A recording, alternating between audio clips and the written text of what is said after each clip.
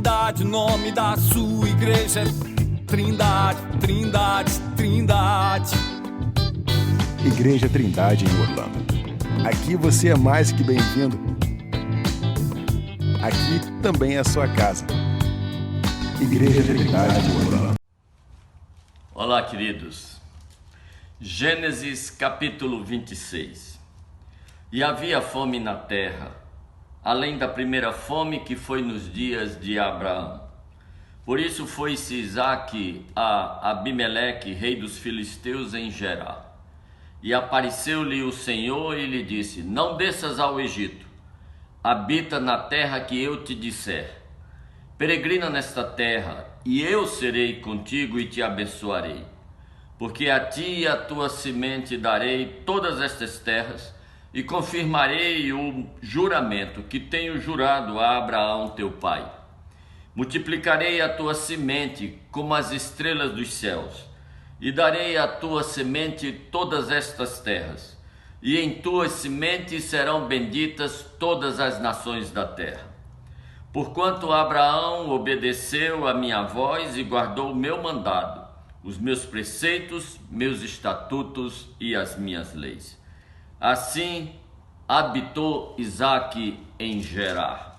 O verso 12 diz assim: e semeou Isaque naquela mesma terra, e colheu naquele mesmo ano 100 medidas, ou 100 vezes mais, porque o Senhor o abençoava. Colheu 100 vezes mais, porque o Senhor o abençoava. E engrandeceu o Senhor a Isaque, e ele foi crescendo até que se tornou muito grande. O que fazer, queridos, quando todo mundo está fazendo diferente? Por que não fazer como todo mundo? Havia seca na Palestina. A Palestina já é um lugar seco por vida. Grande parte da Palestina é deserto, deserto da Judéia, que se continua com o deserto do Neguev. E além de ser seco, vez por outra, aquela região é atingida por uma seca, e com a seca vem a fome.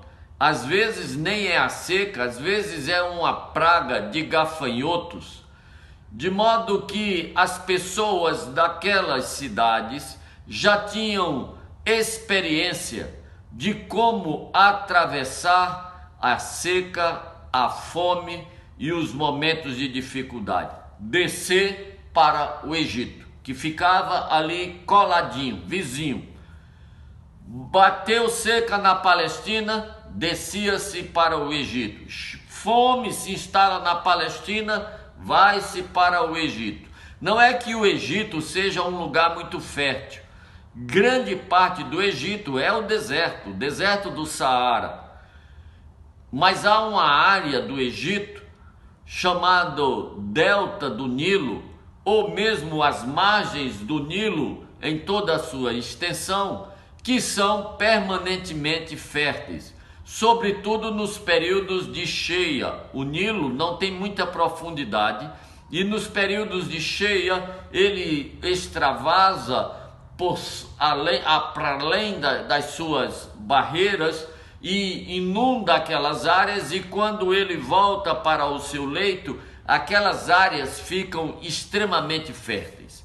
Então, seca na Palestina, desce para o Egito. Todo mundo desce para o Egito. Isaque estava aprontando-se para descer para o Egito, como todo mundo fazia. Mas Isaque não era todo mundo. Havia uma promessa sobre Isaque. Havia um Deus cuidando de Isaque. O mesmo Deus que aparecera a seu pai Abraão e que cuidara do seu pai Abraão e que fizera com que Isaque nascesse de uma mulher velha, 81 anos, e que tinha sido estéril por toda a sua vida. E então Deus aparece a Isaac e diz: não desça para o Egito. Todo mundo está descendo, mas você não é todo mundo. Nós temos uma aliança. Eu tenho um juramento de te abençoar, e eu vou te abençoar aqui nesta terra. Esta é a terra envolvida no juramento que eu fiz ao teu pai. Esta é a terra que está inserida na promessa que eu fiz, e é nesta terra que eu vou te abençoar.